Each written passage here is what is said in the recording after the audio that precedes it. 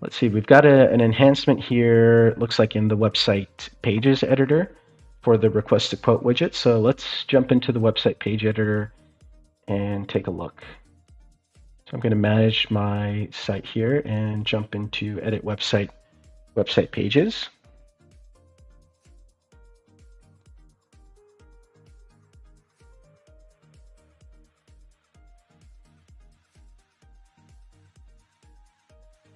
And I'll click into my request to quote page.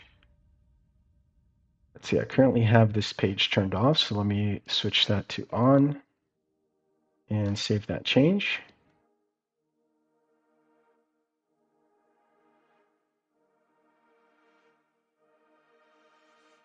Okay, so let's go ahead and edit the request to quote widget.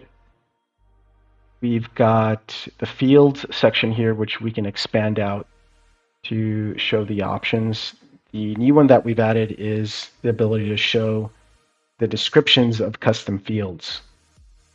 And this is in reference to customer fields, custom customer fields.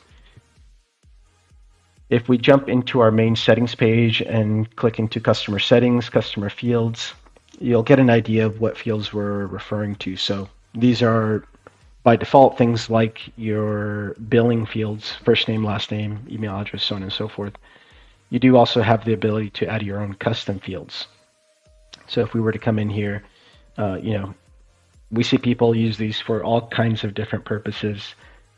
Sometimes it's something as simple as how did you hear about us?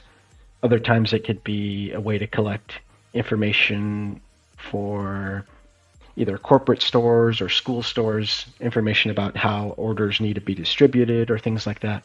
So these are definitely useful, and you've always had the ability to set a description for those fields, which does display already through the normal website checkout, but we did not have an option to display that through the request to quote page.